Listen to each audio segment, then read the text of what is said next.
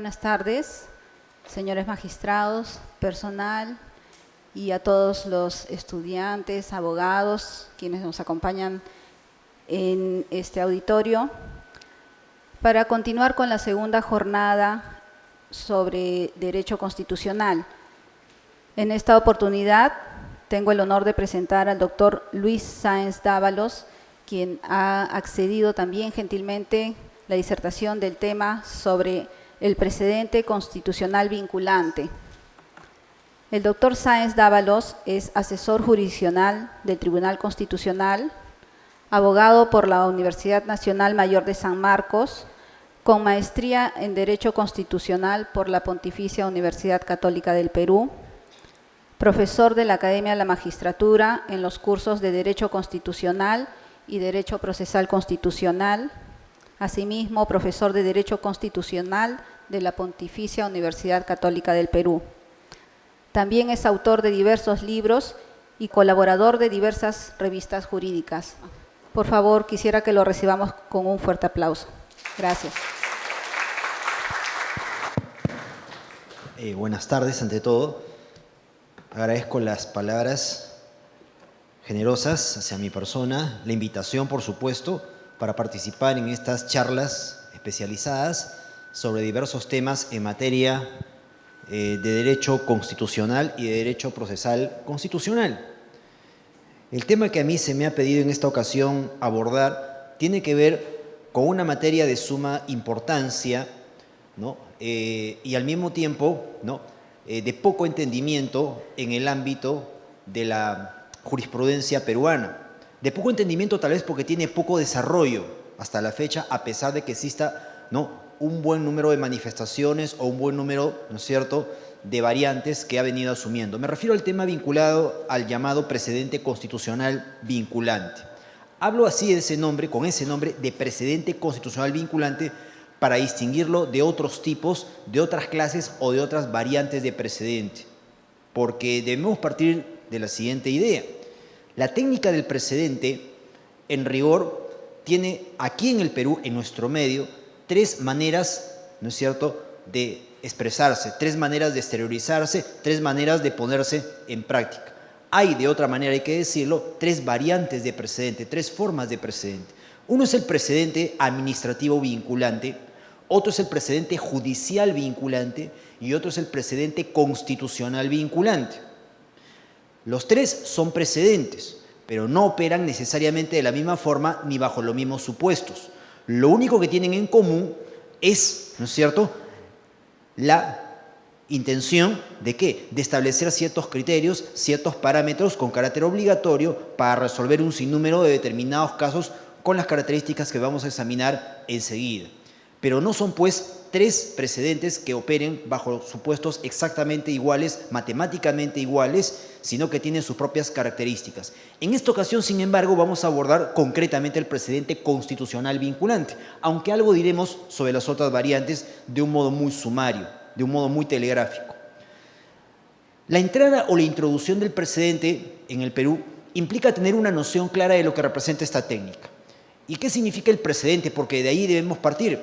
El precedente, en rigor, es una regla de derecho creada en el ámbito jurisprudencial.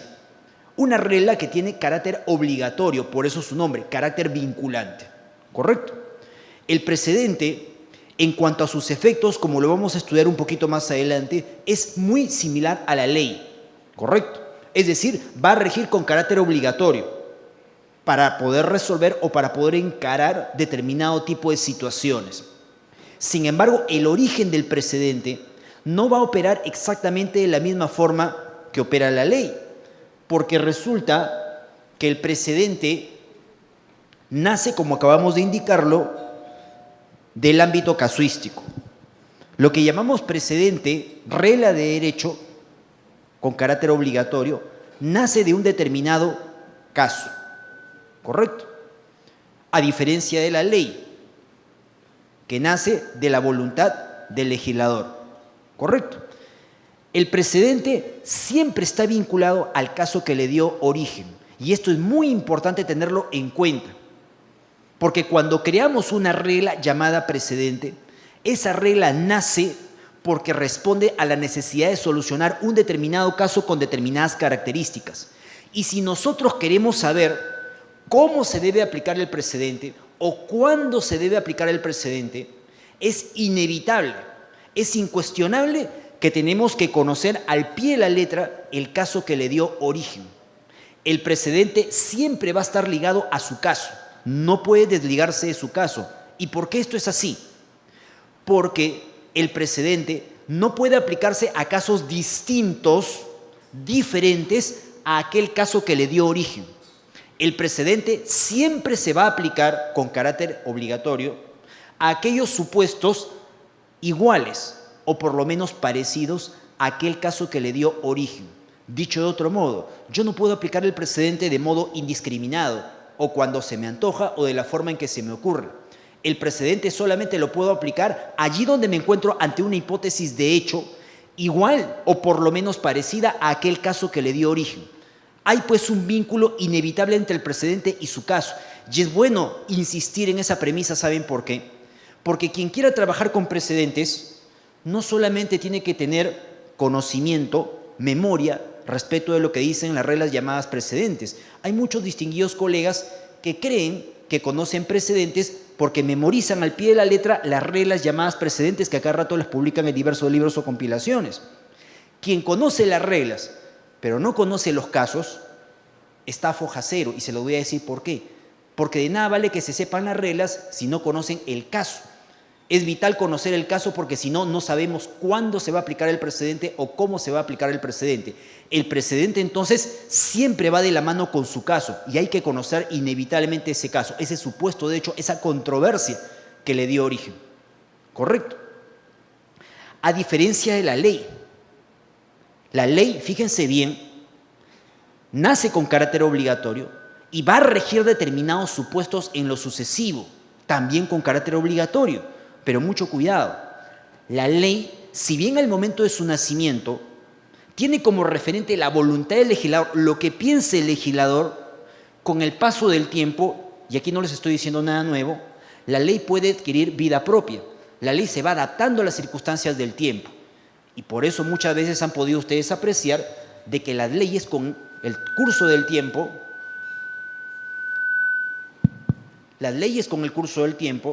pueden ir evolucionando a tal grado y a tal nivel que pueden hasta desvincularse de la voluntad de quien los creó.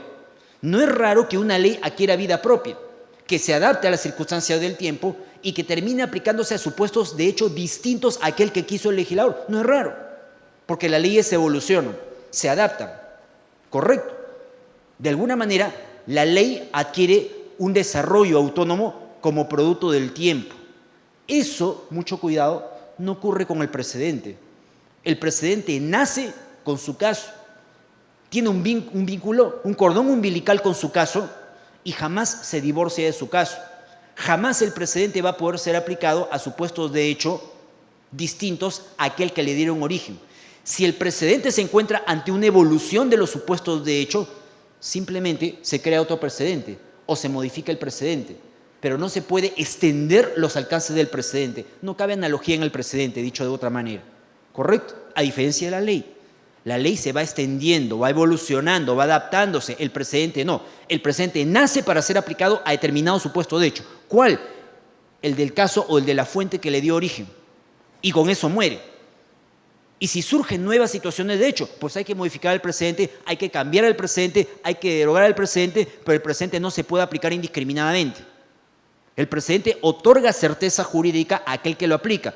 ¿Y en qué consiste esa certeza? Solamente está condicionado a resolver determinado tipo de supuestos, no los que se nos antojen. Porque allí donde yo me encuentre ante una aplicación indiscriminada del precedente, incurriré en un exceso. Y hay mecanismos para reclamar frente a ese exceso. Una aplicación indebida del precedente conduce a responsabilidad. Y por supuesto un error en el ámbito jurídico que naturalmente merecerá algún tipo de correctivo, como más adelante lo vamos a poder graficar. Bueno, la introducción del precedente en el Perú, ¿correcto?, es relativamente reciente, es de pocos años atrás. Por lo demás, el precedente no lo hemos creado en el Perú. Como ustedes bien lo saben, el precedente es una institución que viene del modelo típicamente anglosajón, donde tiene su propio desarrollo, su propia tradición y donde la técnica del precedente sí está totalmente consolidada. Pero en el Perú lo hemos importado hace pocos años. Y lo hemos importado para aplicarlo a determinado tipo de ámbitos. Como les anticipaba hace algunos minutos, hay un desarrollo del precedente en el ámbito administrativo. Si ustedes, por ejemplo, observan los pronunciamientos de los organismos reguladores, ¿no? Tipo Indecopi, a través de sus comisiones especializadas, ¿no? Tipo Citran, tipo CINER, ¿correcto? Van a poder percatarse de que hace bastante tiempo, hace algunos años, ya se viene utilizando la técnica del precedente como una manera de poder enfocar la solución de los casos de una determinada forma, bajo una determinada modalidad, bajo una determinada percepción. Ese desarrollo del precedente, poco estudiado en nuestro medio, casi no hay trabajos dedicados a esta temática, es bastante interesante. Y ahí encontramos, ¿no es cierto?, las primeras entradas, los primeros pasos en el uso de esta técnica. A eso se le llama precedente administrativo vinculante. En el ámbito que ustedes se desenvuelven, que es el de la justicia ordinaria, también se ha introducido la técnica del precedente, sobre todo por conducto de los famosos, ¿no es cierto?, acuerdos de sala plena, ¿no? Y efectivamente, a pesar de que hay un debate en el ámbito de cierta doctrina, ¿no?, acerca de si lo que hace la Corte Suprema es en realidad jurisprudencia vinculante o precedente vinculante, la mayor parte de los autores coinciden con que sí se trata de auténticos precedentes vinculantes, que vienen operando en determinados ámbitos especializados, el civil, el penal, mucho más recientemente el administrativo. En ese escenario, cabría que nos hagamos una pregunta preliminar que más adelante vamos a responder. En el ámbito judicial, al precedente se le llama así, precedente judicial vinculante, con ese nombre, precedente judicial vinculante. Y como acabo de indicarles, principalmente ha tenido su eco, su expresión en el ámbito civil, penal y más recientemente administrativo y laboral. ¿Correcto? La pregunta es esta. ¿Cabría que dentro del Poder Judicial se puedan crear precedentes judiciales en materia constitucional? ¿Pueden haber precedentes judiciales vinculantes en materia constitucional? Hago esta pregunta ahorita, pero la voy a responder todavía un poco más adelante. ¿Correcto? Pero quiero que tengan bien en cuenta esa pregunta. Lo que vamos a estudiar ahorita es el precedente constitucional vinculante. ¿Y cuál es el precedente constitucional vinculante? Uno mucho más reciente, pero curiosamente mucho más superpotenciados que todos. Este precedente constitucional vinculante ha encontrado una regulación especial por conducto del artículo 7º del título preliminar del Código Procesal Constitucional. El artículo 7º del título preliminar del Código Procesal Constitucional regula, reconoce el precedente constitucional vinculante en los siguientes términos. Y vale la pena echar mano de la normativa para proceder a un análisis bastante detenido. Dice el citado dispositivo: las sentencias del Tribunal Constitucional que adquieren la autoridad de cosa juzgada constituyen precedente vinculante cuando así lo exprese la sentencia, precisando el extremo de su efecto normativo. Cuando el Tribunal Constitucional resuelva apartándose del precedente, debe expresar los fundamentos de hecho y de derecho que sustentan la sentencia y las razones por las cuales se aparta del precedente. Muy bien. Este dispositivo que acabamos de leer permite considerar 4 premisas en torno del llamado precedente constitucional vinculante. La primera de esas premisas es la siguiente.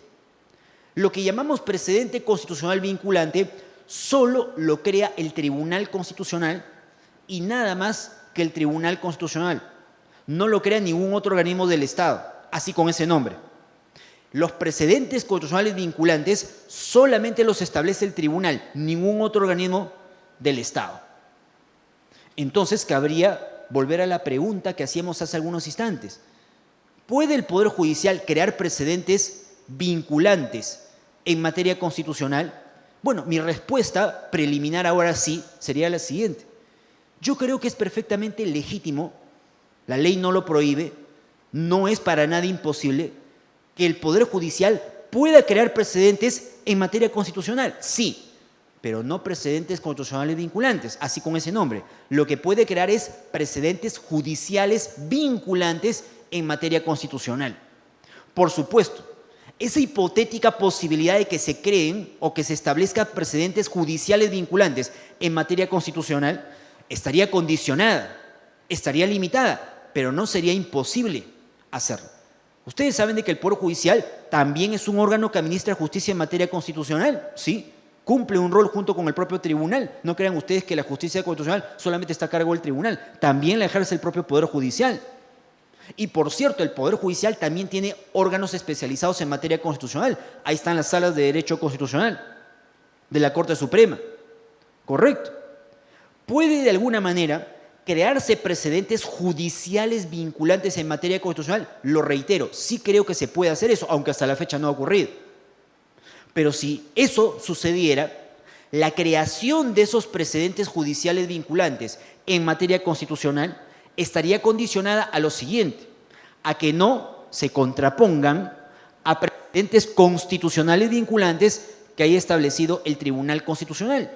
Hay muchas materias sobre las que el tribunal no tiene precedentes en materia constitucional, ni siquiera doctrina jurisprudencial vinculante.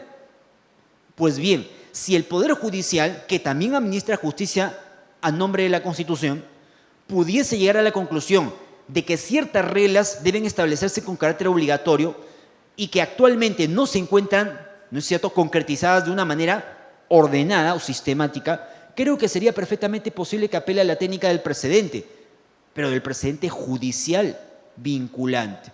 Si esto fuese posible, ¿correcto?, ello en nada estaría prohibido, estaría perfectamente legitimado. Lo que sucede es otra cosa, que el Poder Judicial, tal vez por propio sentido de autorrestricción y tal vez por una suerte de prudencia, no ha querido asumir esa tarea, pero no está impedido de hacerla, porque he de volver a reiterar, en el Perú, el rol de administrar justicia constitucional no es como lo piensan algunos, solamente del Tribunal Constitucional, es también del Poder Judicial. No se olviden ustedes que la tramitación de los amparos, los habeas corpus, los habeas data, los cumplimientos empiezan por el Poder Judicial y en muchos casos pueden terminar en el Poder Judicial cuando la sentencia es estimatoria. ¿Correcto? Si esto es así, si el Poder Judicial coadyuva la tarea de administrar justicia constitucional, no sería nada raro que en algún momento ciertos aspectos con carácter obligatorio puedan ser estructurados, reconocidos a título de precedente. Ello no tendría nada de raro, nada de extraño. Sin embargo, en la práctica, hasta la fecha, no se ha dado dicha hipótesis. ¿Correcto? Lo que ha sucedido, por el contrario, es otra cosa, que el tribunal ha asumido una suerte de protagonismo permanente en la creación de sus propios precedentes constitucionales vinculantes y sabemos perfectamente que eso, ¿no es cierto?, ha tenido su propio camino, que es justamente el que vamos a comentar esta tarde. Pero dicho eso, queda claro que lo que llamamos precedente constitucional vinculante, así con ese nombre, solo lo hace el tribunal y nada más que el Tribunal Constitucional.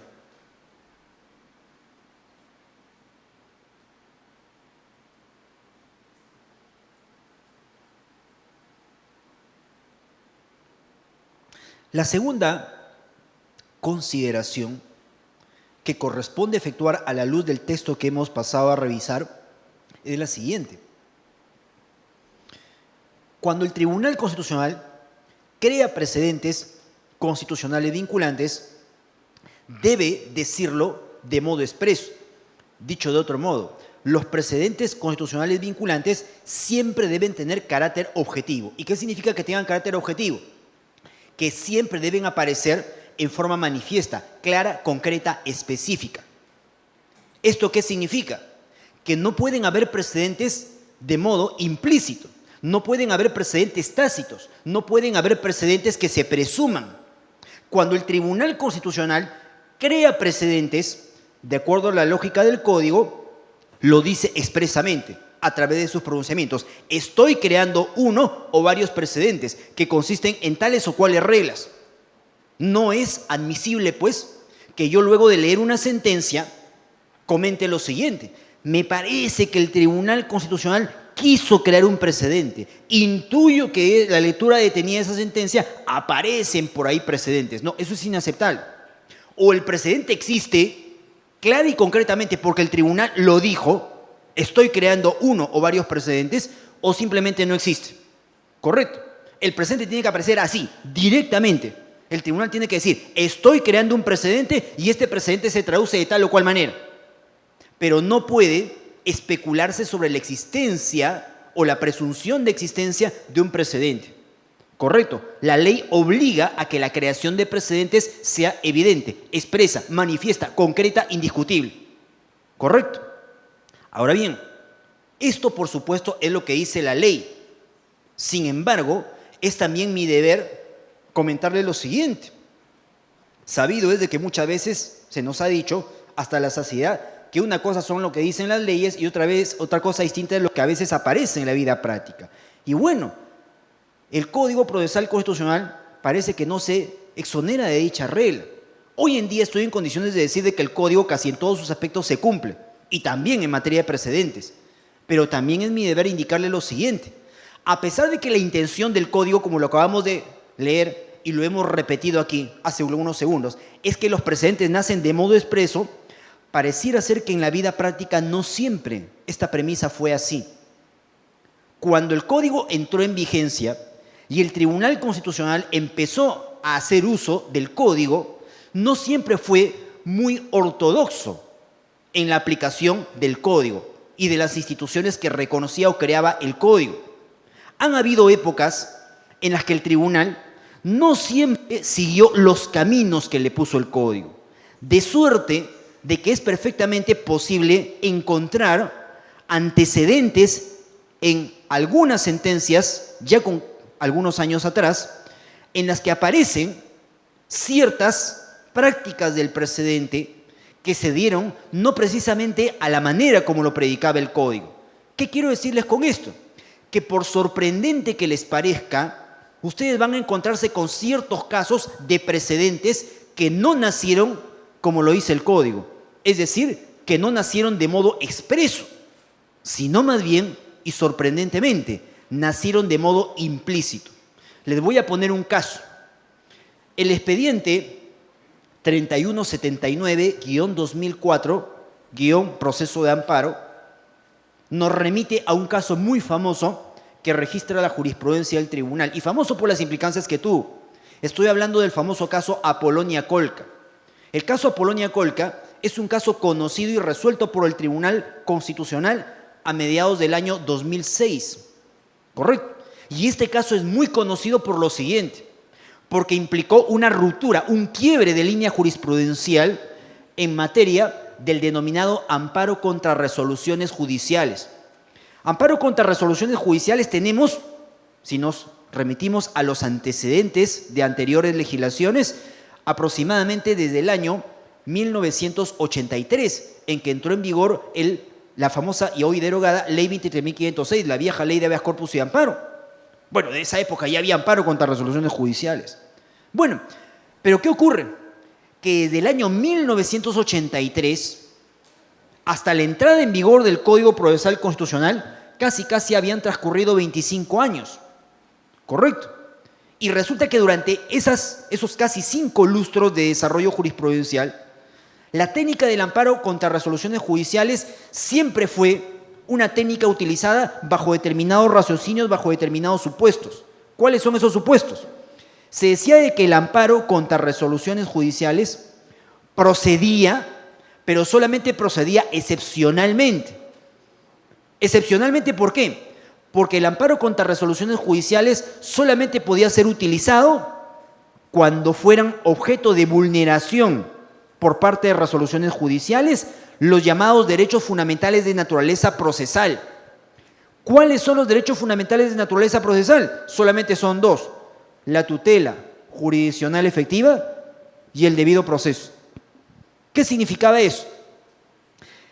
Que si una resolución judicial vulneraba cualquiera de estos derechos, allí cabía amparo contra resoluciones judiciales. ¿Por qué? Porque estos derechos tenían naturaleza procesal. Solamente allí procedía el amparo contra resoluciones judiciales. ¿Y qué sucedía si se imputaba a una resolución judicial no la vulneración de derechos procesales, sino la vulneración de derechos sustantivos? Por ejemplo, la propiedad, por ejemplo, la igualdad, por ejemplo, el honor. Bueno, no procedía en ese caso el amparo contra resoluciones judiciales. La jurisprudencia era bastante clara, nítida, contundente en decir: el amparo contra resoluciones judiciales no procede para tutelar derechos sustantivos, únicamente procede para tutelar derechos de naturaleza estrictamente procesal. Y esa línea jurisprudencial rigió en nuestro medio por más de 25 años. Si nos remontamos hasta la época de la Ley 23.506, incluso cuando entró en vigor el Código Procesal Constitucional a fines del año 2004, esa línea continuó así, permanente, contundente, invariable. ¿Pero qué ocurrió? Que 2 años después de que el Código entró en vigor, el tribunal emite el caso Apolonia Colca que acabo de mencionar. Y en Apolonia Colca, ¿qué cosa es lo que dice? Dice lo siguiente: esta tesis de que el amparo contra resoluciones judiciales solamente procede contra derechos procesales, para tutelar derechos procesales, no es una tesis correcta. Es una tesis equivocada, o por lo menos incompleta. ¿Por qué? Dice el tribunal. Porque lo que vincula a los jueces, lo que vincula al Poder Judicial, es el respeto por la totalidad de contenidos constitucionales, lo cual no deja de ser cierto. El Poder Judicial está obligado a respetar toda la Constitución. No solamente está obligado a respetar los derechos procesales. Cierto es de que el Poder Judicial, los jueces, los tribunales, deben respetar la tutela jurisdiccional efectiva y el debido proceso, pero no solo eso. Están obligados a respetar todos los contenidos constitucionales, todos los derechos fundamentales. Entonces el tribunal llegó a la siguiente línea de razonamiento. Si es cierto de que el Poder Judicial debe respetar todos los derechos, entonces esto es inaceptable. El amparo no solamente debe ser utilizado para proteger estos derechos, sino todos los derechos fundamentales.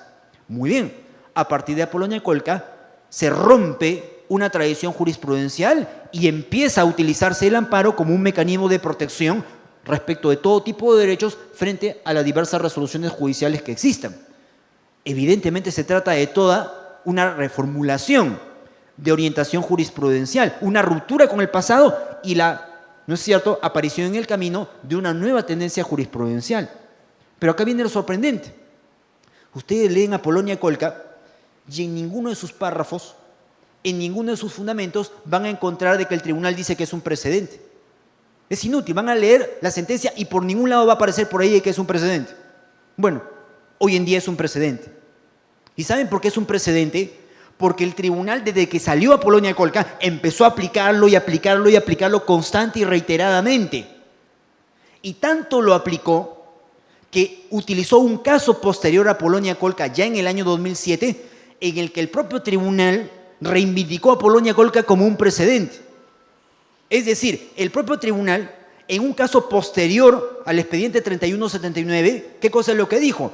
Dijo que Apolonia Colca era un precedente. ¿Y cuándo lo dijo por primera vez?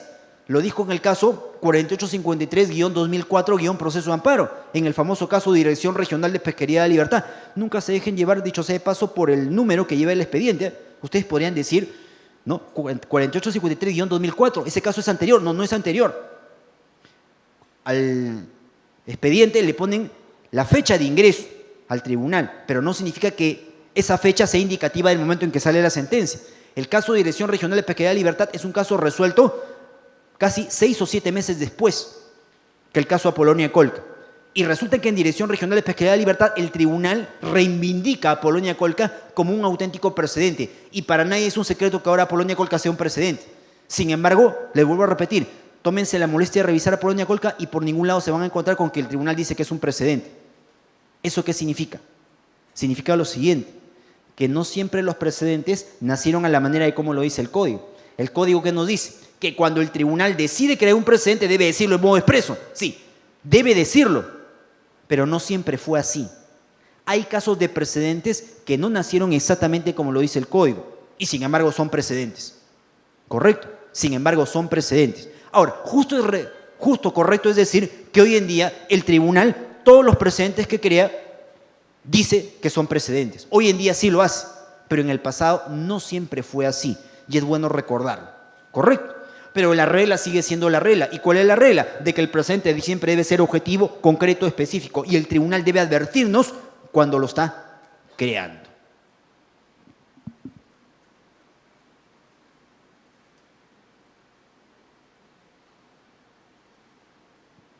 La tercera reflexión que se desprende del código es un poquito más complicada para algunos, subrayo, para algunos de entender. Y vale la pena detenernos algunos minutos en la misma. Dice el Código que cuando el Tribunal Constitucional crea un precedente, está obligado a precisar el efecto normativo de ese precedente. ¿Qué debe entenderse por la idea de precisar el efecto normativo del precedente? Desde nuestro punto de vista, la idea de precisar el efecto normativo del precedente implica la obligación del tribunal de delimitar desde qué momento o desde qué fecha se aplica el precedente. Esto es muy importante, yo diría tremendamente importante. ¿Por qué?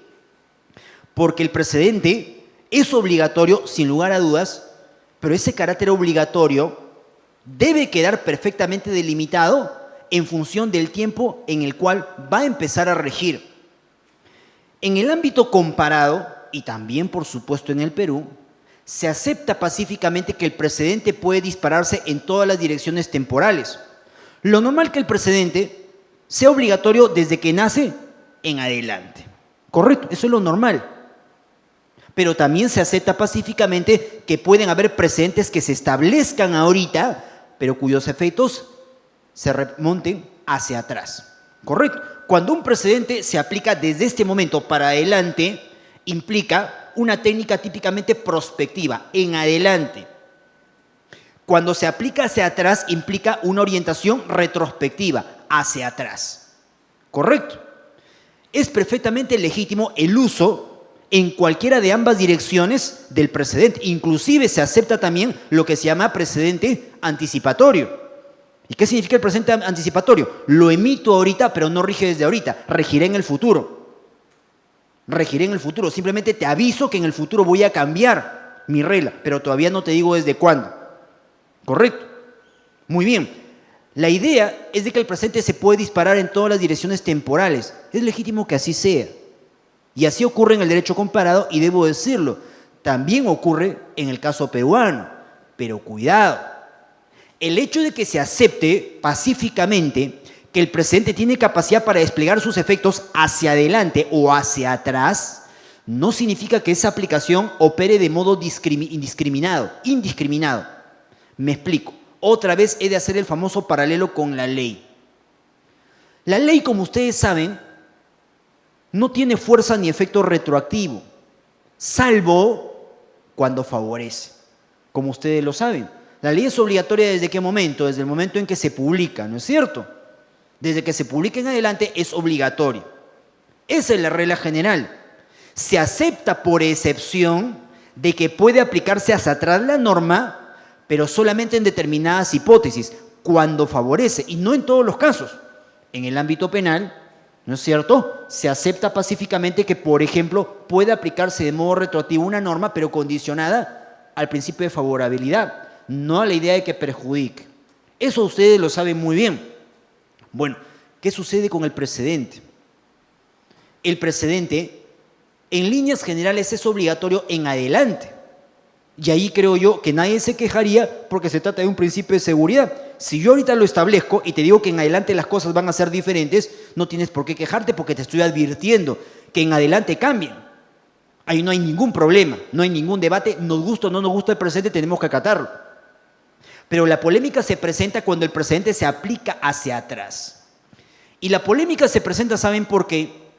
Porque aquí en el Perú no está muy claro por parte de algunos teóricos, y lamentablemente, y voy adelantando cierto comentario, ni siquiera por parte del tribunal, si esa aplicación retroactiva del precedente puede operar en todos los casos o solo en determinado grupo de ellos. Me explico. Hay un grupo de teóricos que piensan que cuando el tribunal establece precedentes, opera como su propio intérprete de la Constitución, lo cual no está en tela de juicio. Y por consiguiente, si el tribunal decide aplicar precedentes hacia atrás, nadie le puede discutir dicha opción. Por lo tanto, el tribunal, dicen estos teóricos, puede crear hacia atrás todos los precedentes que se le ocurra y nadie tiene ninguna capacidad de poder cuestionar dicha posibilidad, dicha opción de creación del tribunal. Eso es lo que dicen algunos teóricos. Otros teóricos, entre los que modestamente nos ubicamos nosotros, consideramos de que el tribunal sí puede crear precedentes hacia atrás, sin lugar a dudas, pero esa creación hacia atrás está condicionada. ¿Condicionada a qué? Al principio de favorabilidad, al igual como ocurre con la ley. Es decir, si bien el tribunal tiene capacidad para crear precedentes hacia atrás, no lo puede hacer cuando le da la gana. No lo puede hacer en todas las circunstancias. Lo puede hacer únicamente cuando esa aplicación hacia atrás va a beneficiar, nunca cuando va a perjudicar. ¿Correcto? Bueno, esas son las dos corrientes doctrinarias que existen. El problema es de que esto no está muy definido jurisprudencialmente. Y no está muy definido jurisprudencialmente porque lamentablemente algunos colegas han metido su cuchara y han enredado las cosas pretendiendo de que el tribunal, porque es supremo intérprete de la Constitución, puede o debe hacer lo que le da la gana. Y acá hay que ser muy claros. Estamos en condiciones de afirmar, y vamos a tratar de demostrarlo inmediatamente, que si el tribunal crea precedentes hacia atrás indiscriminadamente, el propio tribunal actuaría inconstitucionalmente.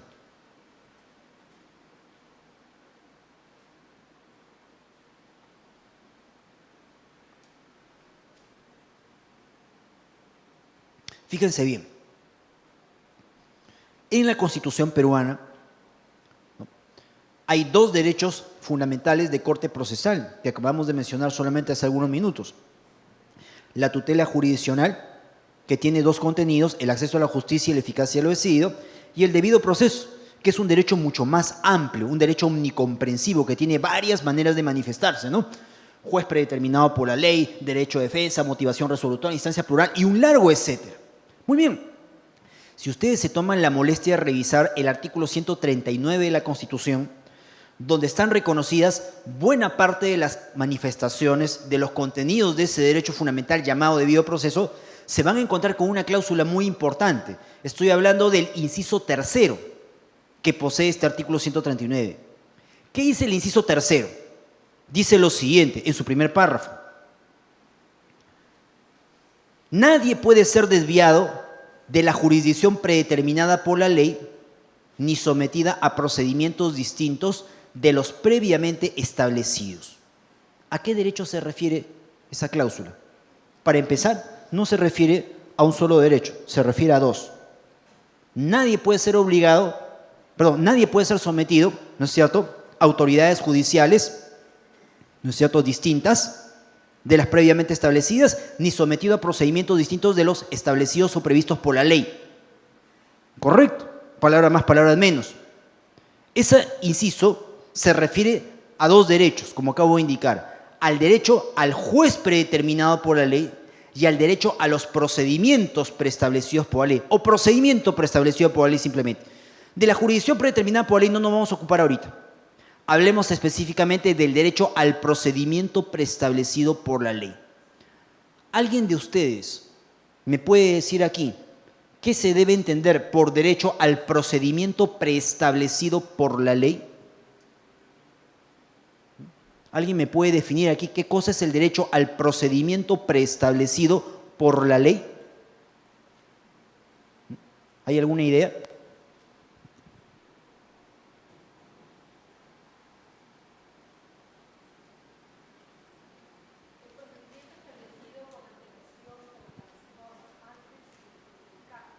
Ya, al procedimiento establecido por las normas antes del caso. Ya. ¿Y qué debe ocurrir con ese procedimiento?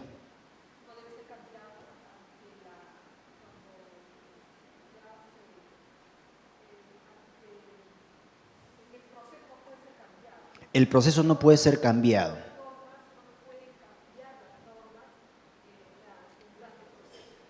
Ok, interesante idea.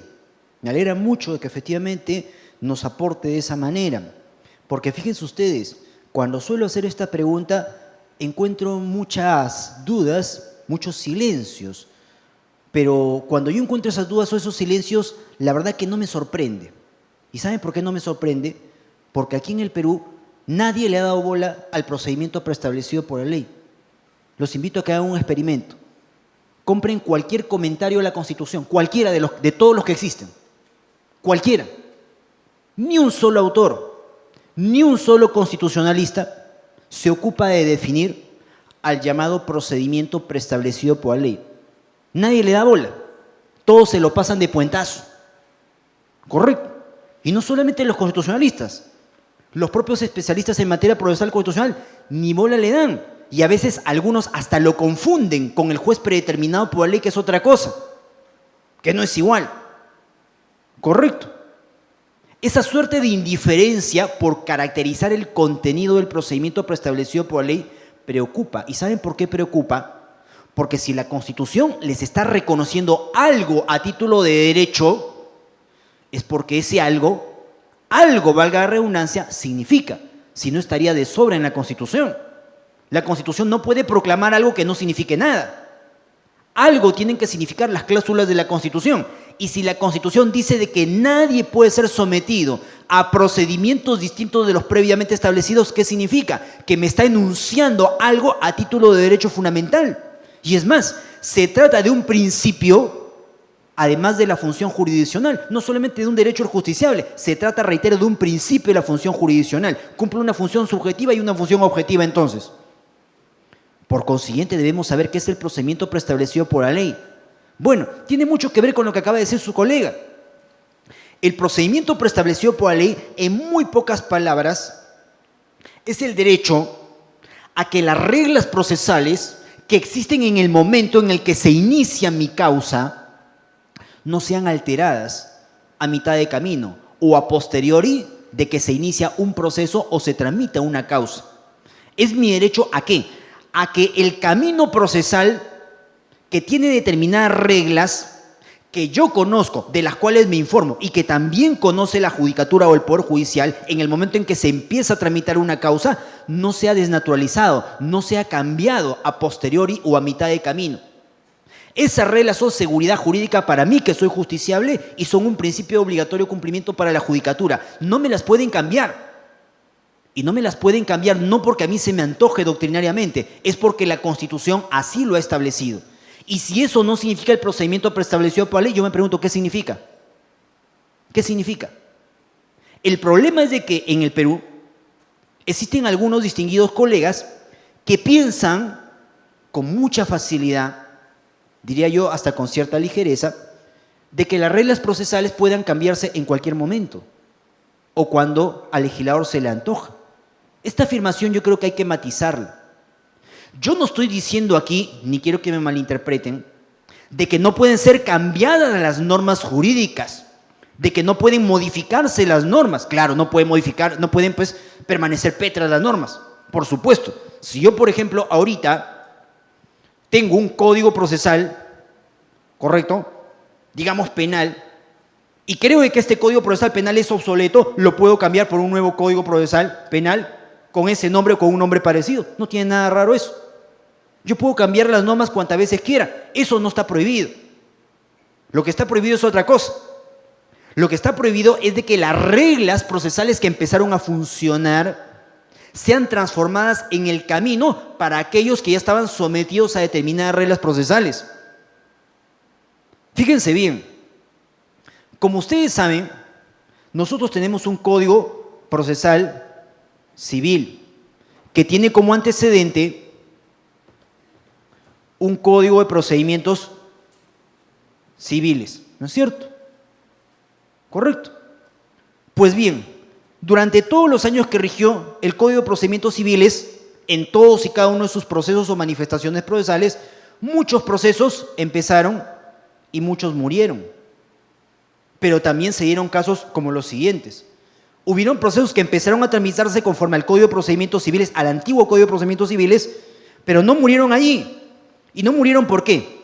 Porque cambió la legislación y entró en vigor el Código Procesal Civil a partir de la década de los 90. Por lo tanto, esos procesos continuaron incluso después de que ya existía o estaba en vigencia el Código Procesal Civil. ¿Qué sucedió con esos procesos que venían desde atrás y que ahora tenían que estar sometidos, ¿no es cierto?, a la perspectiva de una nueva normativa? El Código Procesal Civil tiene una fórmula contenida en una de sus disposiciones finales. ¿Y qué dice esa fórmula? Dice algo que ustedes conocen bien. Las normas previstas en este código son de aplicación inmediata, incluso a los procesos en trámite, salvo determinados supuestos excepcionales, ¿no? actos con principios de ejecución, recursos interpuestos, ¿no es cierto?, etcétera, etcétera. Pero la regla, ¿cuál es? El código, por si acaso, este nuevo, bueno, ya no tan nuevo hoy en día, pero este código, ¿correcto?, se aplica de inmediato, incluso a los procesos en trámite, es decir, a los que venían de atrás. ¿Correcto? Y se adopta eso como si fuera una regla, sin mayor discusión. Y más bien se dice que la excepción sería no aplicar el código. Bueno, vamos a ponernos en varias hipótesis, solamente por razones académicas o pedagógicas. Si yo, por ejemplo, me encuentro con que en el Código de Procedimientos Civiles, voy a suponer, tenía 3 recursos impugnatorios, ¿correcto? Tenía 3 recursos impugnatorios en el Código de Procedimientos Civiles. Y en el nuevo Código Procesal Civil tengo otros 3 recursos impugnatorios y lo único que ha variado es el nombre. Yo no me voy a quejar si me aplican el nuevo código. Y no me voy a quejar, ¿saben por qué? Porque tengo los mismos medios impugnatorios. No tengo por qué sentirme ofendido. Me aplica la norma inmediata, lo único que ha cambiado es el nombre, no me interesa que me apliques inmediatamente el código. ¿Correcto? No voy a hacer escándalo por eso. ¿Qué sucede si tengo, otra vez recapitulando, 3 recursos impugnatorios en el antiguo modelo procesal y en el nuevo tengo 4 medios impugnatorios? Es decir, me los han aumentado. ¿Me conviene la aplicación del nuevo modelo procesal? Sí, por supuesto me conviene. Por lo tanto, si me la aplican, tampoco me quejo. Sería tonto de que diga, no señor, quiero que me apliquen el antiguo modelo, cuando el antiguo modelo era mucho más restrictivo. Correcto, más bien aplaudo la aplicación inmediata. Pero ¿qué sucede si en el antiguo modelo tengo 3 recursos y en el nuevo solamente tengo 1? Es decir, me lo restringen, me lo limitan. Pregunto yo, ¿cabe esa aplicación inmediata? Hay quienes creen que sí. Y esa es la intención que tiene el código en su disposición final, me parece que 4ª o 2ª, creo. ¿Correcto? Muy bien, esto plantea un problema interesante. ¿Qué sucede cuando la aplicación inmediata de una nueva norma procesal, en lugar de beneficiar, perjudica? Bueno, yo creo, estoy convencido y voy a tratar de demostrarlo, que esa aplicación es inconstitucional. Y es inconstitucional, ¿saben por qué? No porque a mí se me ocurra. Es porque la Constitución lo proscribe. La Constitución dice que nadie puede ser sometido a procedimientos distintos de los previamente establecidos. ¿Qué significa esa cláusula? No que no me puedan aplicar nuevas normas. Significa que la aplicación de una nueva norma no me perjudique. Si la aplicación de una nueva norma me perjudica, yo tengo todo el derecho de levantar la mano. Si la aplicación de la nueva norma me beneficia, sería tonto de que levante la mano, porque no estoy siendo perjudicado en nada. Pero si me perjudica, creo yo que tengo todo el derecho de reclamar. ¿Y saben por qué tengo todo el derecho de reclamar? Porque, reitero, nadie puede ser sometido a procedimientos distintos de los previamente establecidos. Y las razones por las cuales yo voy a reclamar por esa cláusula va a ser cuando esa aplicación inmediata termina perjudicándome, termina restringiendo. No crean de que esta polémica solamente se ha dado en el ámbito de la justicia ordinaria. Se ha dado también en materia constitucional, que es la que nos interesa. El Código Procesal Constitucional, como les he indicado hace algunos minutos, entró en vigor, se puso en vigencia en el mes de diciembre del año 2004. El Código Procesal Constitucional entró en vigor, insisto, en diciembre del 2004. Antes de que exista el Código Procesal Constitucional, ¿quién regía los procesos constitucionales? Para empezar, eran diversas las normas que regían cada tipo de proceso. Los principales procesos, que son el habeas corpus y el amparo, eran normativizados por la Ley 23.506 y por algunas otras normas complementarias, como la 25.398. Y esta norma venía desde el año 1983 y se prolongó hasta fines del 2004. Atención con lo siguiente. El Código Procesal Constitucional, norma que ahora estamos comentando, en muchos aspectos, diría yo la mayoría, casi el 95%, ha ampliado mucho de lo que la ley 23.506 ya tenía. Es decir, el código ha mejorado gran parte de lo que tenía la normativa anterior. Por lo tanto, yo debería decir, y lo subrayo, el código es mucho más progresista que la normativa anterior. Sí, en el 95% de los casos. Entonces debería aplaudir el código y su aplicación. Pero me he cuidado de decir el 95%. Hay un porcentaje muy pequeño en lo que el código, en lugar de mejorar lo anterior, más bien lo restringe. Más bien lo empequeñece. Y voy a poner aquí un par de casos, que no son los únicos, solamente son 2 casos que ahorita escojo porque se me ocurre, y que luego los voy a contrastar con el tema del precedente. Fíjense bien, el código hoy en día reconoce un amparo de carácter subsidiario o residual. El amparo no siempre fue así. El amparo en la época de la 23.506 era un amparo alternativo, un amparo opcional, que era un amparo distinto. Vale la pena recordar cómo era ese amparo. En la época de la 23.506, el llamado amparo alternativo, opcional, ¿saben lo que significaba? Significaba lo siguiente, que si yo era víctima de vulneración en cualquiera de mis derechos fundamentales, yo decidía dónde y ante quién reclamaba. Es decir, si mi derecho fundamental o mis derechos fundamentales eran vulnerados, si quería, me iba a la justicia ordinaria. Si quería, me iba a la justicia constitucional. Yo decidía libremente. Naturalmente, si me iba a la justicia ordinaria, ya no me podía ir a la justicia constitucional, ergo al amparo.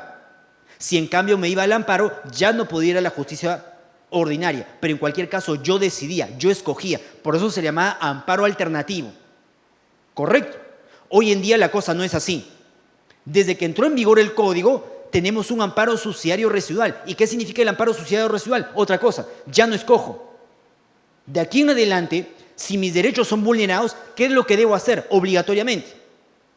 Debo percatarme si en el repertorio de procesos ordinarios existen vías procesales que protejan adecuadamente mi derecho fundamental.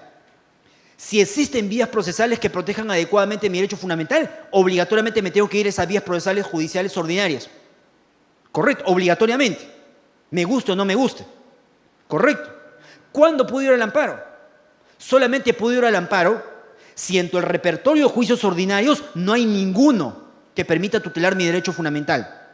O si la tutela que me brindan los juicios ordinarios no es igual, no es tan intensa como la que me daría la justicia constitucional. Es decir, hoy en día solamente puedo ir a la justicia constitucional por defecto. Ya no puedo ir como antes, ampliamente, todas las veces que yo quería, todas las veces que yo lo deseaba. No. Hoy en día solamente puedo ir en determinados casos. Por eso se llama amparo subsidiario residual. Ha habido un cambio, como ustedes lo podrán apreciar. Vayamos al ejemplo, a ver. Vayamos al ejemplo que es muy interesante. Imaginemos que en el año 2002, ¿correcto? 2002, un trabajador de la administración pública es vulnerado en su derecho fundamental por una resolución administrativa. ¿Correcto? Como quiera que ha sido vulnerado este trabajador por una resolución administrativa, puede reclamar por la vulneración de sus derechos. Estamos hablando del año 2002. ¿Qué podía hacer ese trabajador en el 2002? Podía hacer cualquiera de 2 cosas. Si quería, se iba al contencioso administrativo. ¿Correcto? Si quería. Si quería, en cambio, se iba al proceso de amparo. Él escogía. ¿Correcto? ¿Por qué? Porque él decidía o irse a la justicia ordinaria o irse a la justicia constitucional. En ese tiempo eso se permitía. Vamos a suponer, porque este es el ejemplo, que este señor en el año 2002 se fue al amparo. ¿Y por qué se fue al amparo? Porque escogió, pues, porque la legislación se lo permitía. ¿Correcto? Y él escogió irse a su amparo. No quiso irse al contencioso administrativo. Y hay que respetar esa decisión porque efectivamente esa fue la alternativa en aquella época, la alternativa procesal. Bueno, ¿qué ocurrió con este amparo? Este amparo continuó tramitándose. Llegó a primera instancia a principios del 2004. Llegó a segunda instancia en el 2005. ¿Y qué ocurría en el 2005? Ya estaba en vigor el Código Procesal Constitucional. ¿Saben cómo resolvían algunos tribunales este caso? De la siguiente manera: inmediatamente declaraban improcedente la demanda de amparo, alegando de que el demandante no tenía derecho a acudir a la justicia constitucional. ¿Por qué? Porque el amparo, según el Código, es subsidiario o residual. ¿Y por qué subsidiario o residual?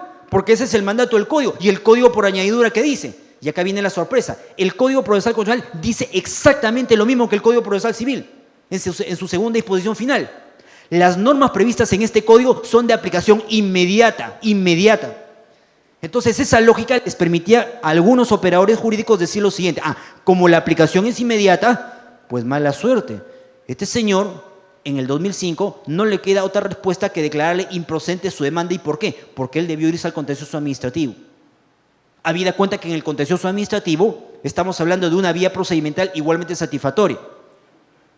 El demandante, ¿qué decía? Pero señor, ¿cómo me van a aplicar de inmediato el código? Sucede que en la época que yo planteé mi demanda yo tenía derecho a escoger. Y yo escogí por el amparo. Y ahora ustedes quieren decirme que el amparo es subsidiario o residual. Esto es injusto, porque esta regla no existía en la época en que yo inicié mi demanda de amparo. ¿Qué decían los jueces? No me interesa, señor. El código se aplica de inmediato. ¿Correcto?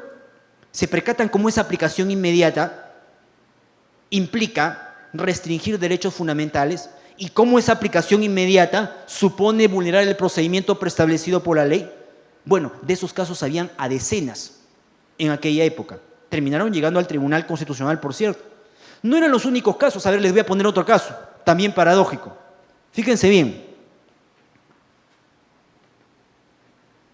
El amparo contra resoluciones judiciales que hace algunos instantes hemos comentado, también ha cambiado en su tratamiento procesal. Cuando existía la 23.506, yo podía plantear una demanda de amparo contra resoluciones judiciales sin agotar ningún recurso interno. Me explico.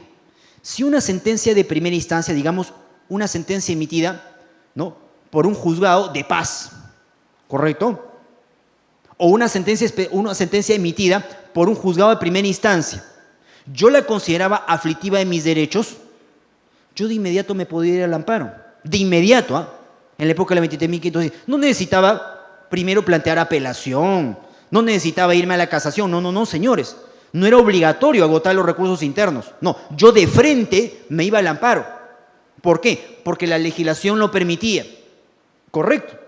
Bastaba con que yo considerara que una resolución judicial de cualquier instancia vulnerara mis derechos para que yo de inmediato me vaya de frente a la vía constitucional. No necesitaba agotar ningún recurso impugnatorio dentro del proceso judicial que cuestionaba. Eso se daba o existía en la época de la 23.506. Pero eso, permítame decirles que ha cambiado.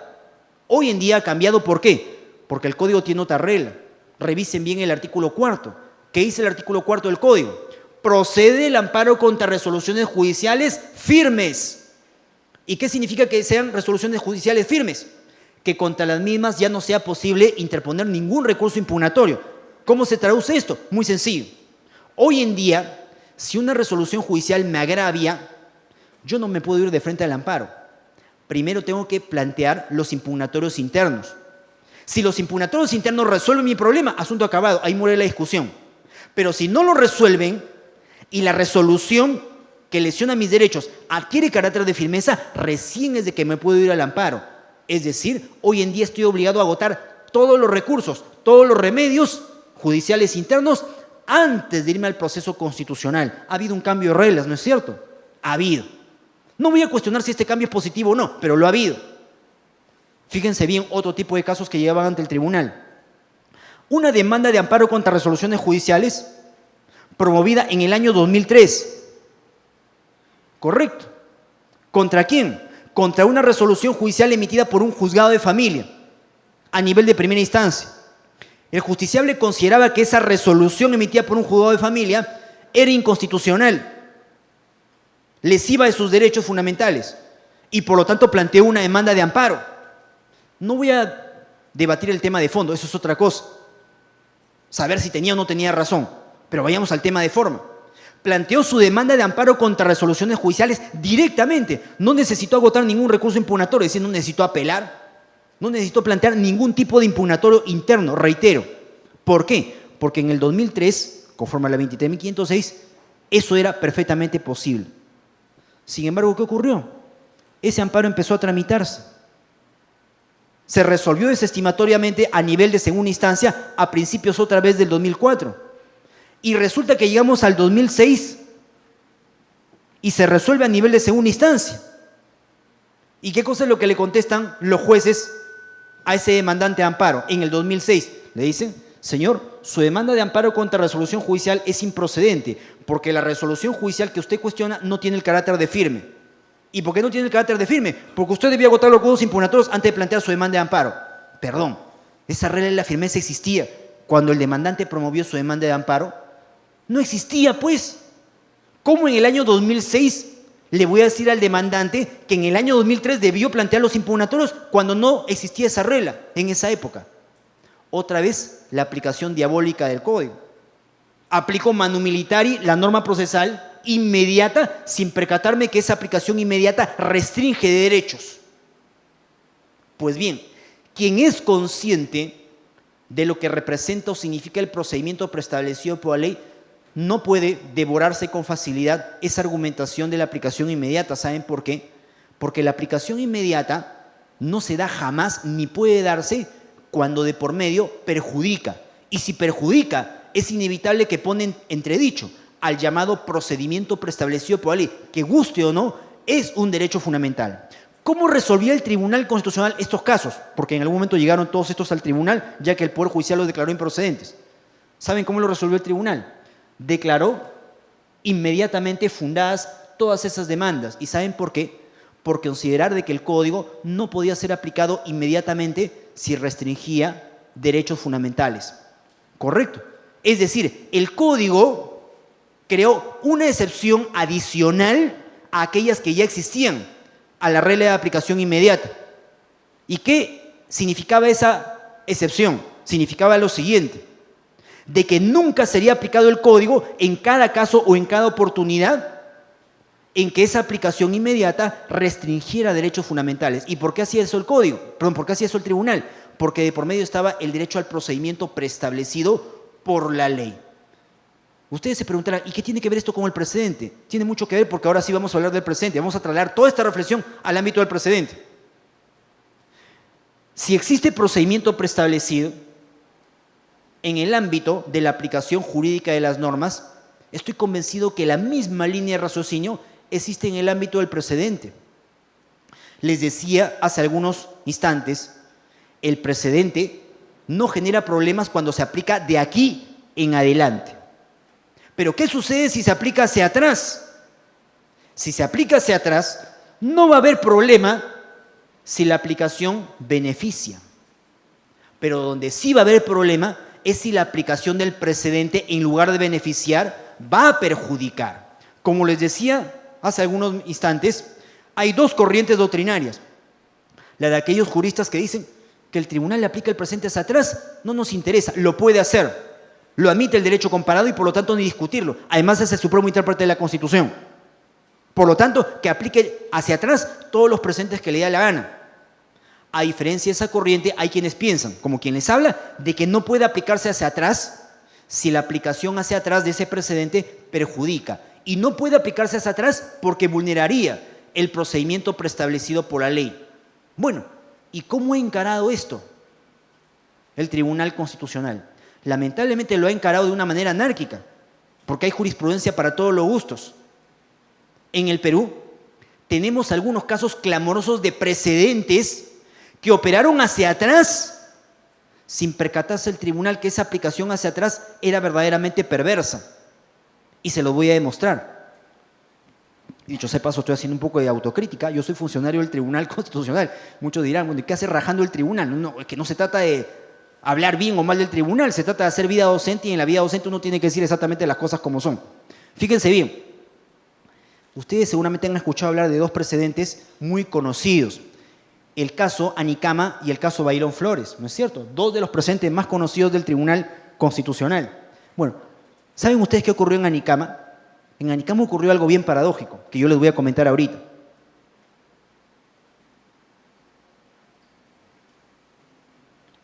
En Anicama, el Tribunal Constitucional decidió restringir el contenido constitucionalmente protegido del derecho a la pensión. Vamos. ¿Cómo es esto? El caso Anicama fue resuelto en el año 2005, para aquellos que no lo recuerdan. ¿Correcto? ¿Qué ocurría antes del 2005? El contenido del derecho a la pensión era un contenido bastante amplio. ¿Por qué bastante amplio? Porque formaba parte del derecho a la pensión la garantía de que la pensión no pueda ser desconocida, anulada, revocada por actos, por omisiones arbitrarias. Por lo tanto, si a mí me quitaban arbitrariamente mi pensión, yo podía reclamar eso por proceso constitucional porque formaba parte de esa garantía del derecho a la pensión. Pero también formaba parte de este contenido, ¿qué cosa? La garantía de que mi pensión sea bien cuantificada, bien calculada. También formaba parte de eso del derecho a la pensión. Si, por ejemplo, había algún beneficio, algún complemento respecto de mi pensión, ¿no? Eso también lo podía reclamar como parte del contenido constitucionalmente protegido del derecho a la pensión. En esa época, antes de Anicama, antes del 2005, el amparo previsional, el llamado amparo previsional, era un amparo tremendamente amplio. Yo podía reclamar por amparo previsional todas las cosas que se me ocurrieran. Si me quitaban mi pensión, amparo previsional.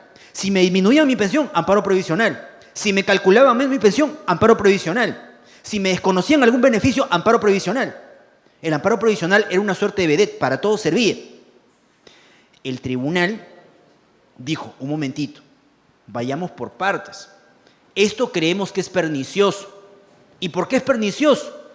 Porque en realidad no todo lo que se reclama por amparo previsional debe tener la protección del amparo. ¿Por qué? Porque algunos de los temas, o muchos de los temas que normalmente se reclaman por vía de amparo provisional, son temas que requieren estación probatoria.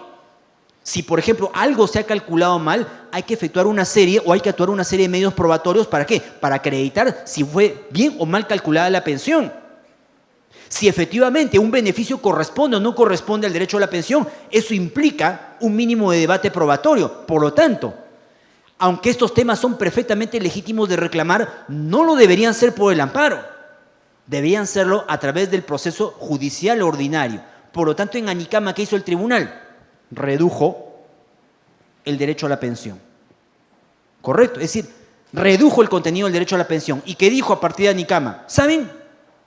A partir de la fecha, solamente va a poder ser reclamado por amparo previsional, ¿correcto?, el desconocimiento grotesco del derecho a la pensión. Por ejemplo, si a una persona el Estado, la administración, le quita abiertamente su pensión, bueno, eso sí se reclama por amparo previsional, porque ahí el tema es muy objetivo. ¿Tienes o no tienes derecho a la pensión? Si tienes derecho, el Estado no te lo puede desconocer. Por lo tanto, si te desconoce ese derecho, inmediatamente plantea tu amparo previsional. Pero los temas que tienen que ver con recálculos, cuantificaciones, beneficios y todos los debates adicionales, eso ya no lo vas a reclamar por amparo. Eso ahora lo vas a reclamar por contencioso administrativo. ¿Correcto? Bueno, para ser consecuentes con la verdad, yo en lo personal pienso de que este cambio o esta reducción en principio no es mala. La puede hacer el tribunal. Hay épocas en que los contenidos aumentan, hay épocas en que los contenidos se restringen. Eso no tiene nada de malo. Claro, siempre y cuando aquello que antes se reclamaba tenga su vía procesal a donde reclamar. Correcto. Hasta allí todo bien con Anicama. Pero ¿saben ustedes dónde sí hubo polémica? En lo siguiente. Hubo polémica no porque el tribunal haya decidido restringir el derecho a la pensión. Hubo polémica porque el tribunal dijo lo siguiente. Esta regla de reclamar por amparo previsional solamente una pequeña parte y el resto solo por contencioso administrativo es una regla que se va a aplicar de inmediato, incluso a los procesos en trámite. Incluso a los procesos en trámite. ¿Eso qué significó?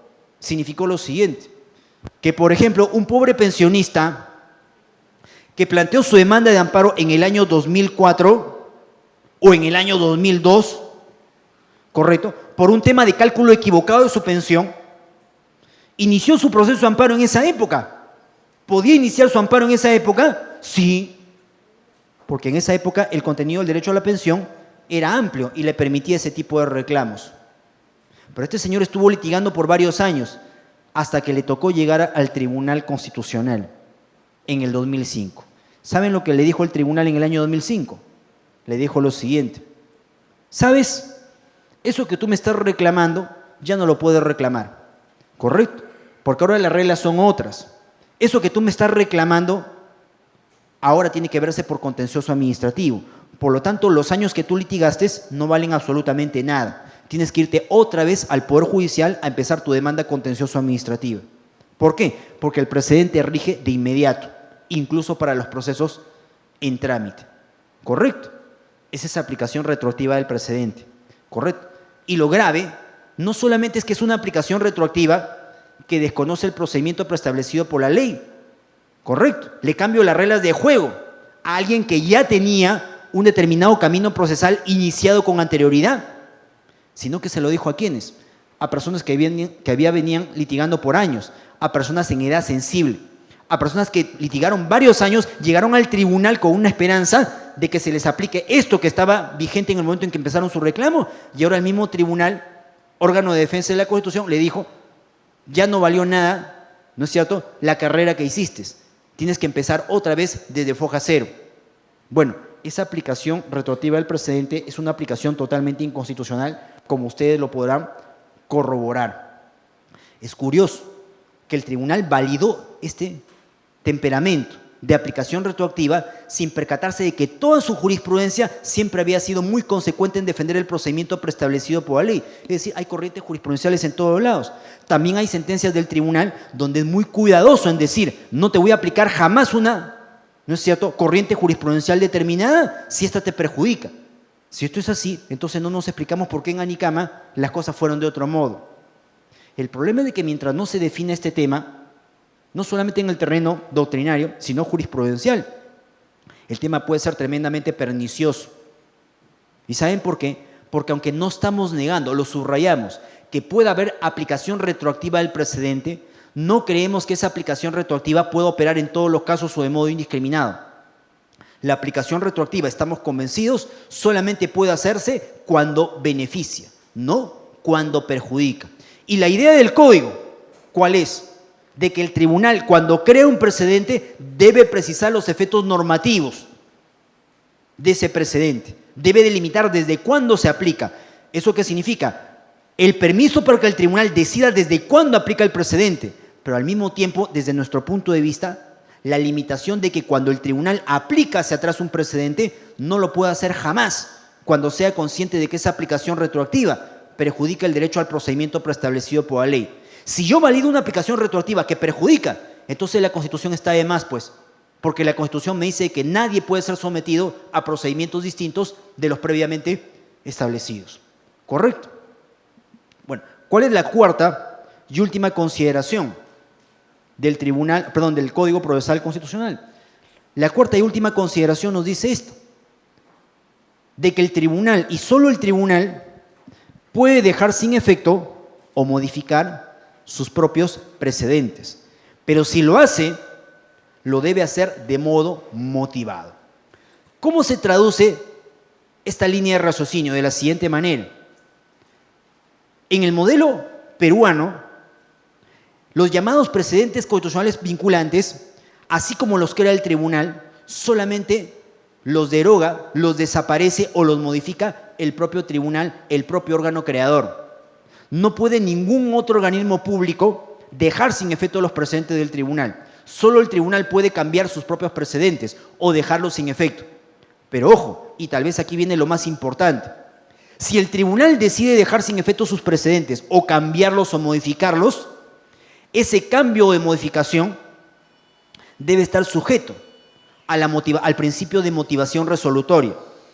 Esto no es un simple desideratum, es algo tremendamente importante, y les voy a decir por qué.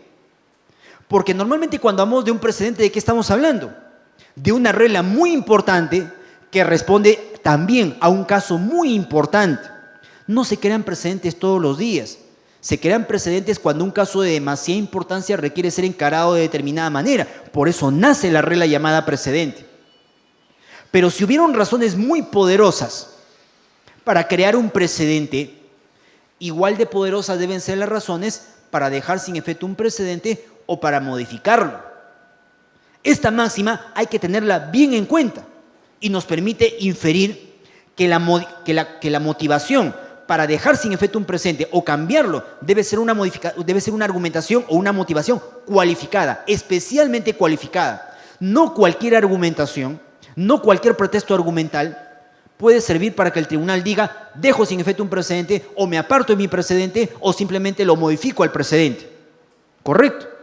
El tribunal debe apelar a razones muy poderosas para cambiar sus precedentes, razones tan poderosas como aquellas que le permitieron crearlo. ¿Cómo ha aplicado esta cláusula el Tribunal Constitucional? La mayor parte de ocasiones la ha aplicado bastante bien, pero lamentablemente también hay ocasiones en que esa aplicación de esta, ¿no es cierto?, regla de la debida motivación parece de que se presta a una gran discusión. Han habido pocos casos en los cuales el tribunal realmente ha dejado enormes dudas acerca de si el cambio de precedente está adecuadamente sustentado. Para ponerles un caso real, fíjense bien, en el año 2007, el Tribunal Constitucional, con un pleno jurisdiccional distinto al que ahora tenemos, emitió una sentencia muy famosa, la sentencia 4853-2004, proceso amparo. Les reitero, no se dejen llevar por esto del año. Este es un precedente del año 2007, ¿correcto? Bueno, en esta sentencia 4853 el tribunal estableció dos precedentes.